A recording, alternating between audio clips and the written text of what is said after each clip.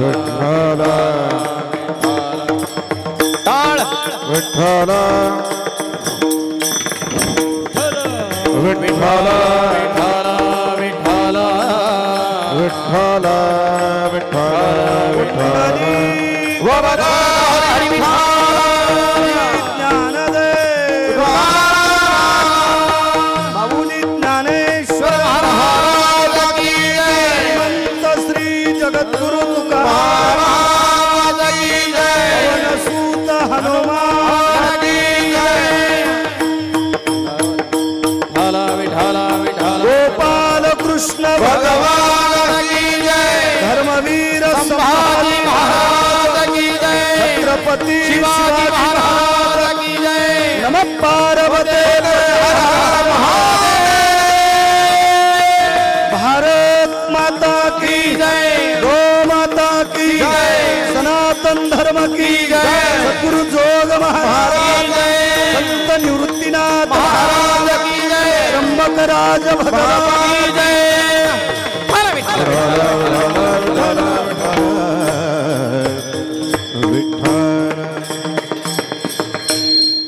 तुटला विषाचा दोरा एर वाऊगा पसारा टाकोनी पळती रांडा पुरे अंती होती पाठमोरे अवघे सुखाचे सांगाती कोणी कामान अंती टाकोनी पळती रांडा पुरे अंती होती पाठमोरे चोखा मने फजित खोर माझे माझे मनती घर टाकोनी पळती रांडा पोरे अंती होती पाठमोरे नमो विठ्ठला राजया पांडुरंगा नमो रुक्मिणी माऊली ज्ञान गंगा नमो पुंडलिका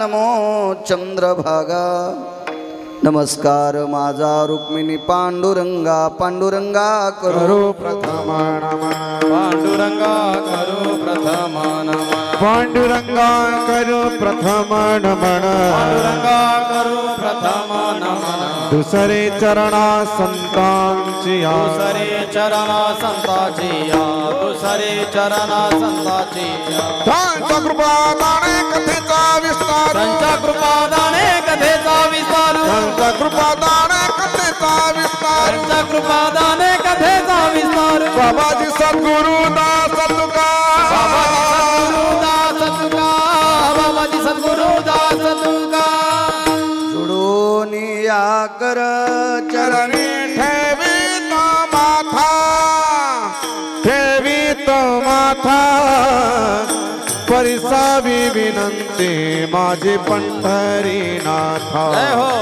परिसावी विनंती माझी पंढरीनाथा जोडून या कर चरणी ठेवी तो माथा चरणी ठेवी तो माथा परिसावी विनंती माझे पंढरीनाथा परिसावी विनंती माझे पंढरीनाथा चरणी ठेवीत माथा परिसावी विनंती माझी पंढरीनाथा परिसावी विनंती माझी पंढरीनाथा चरणी ठेवी तो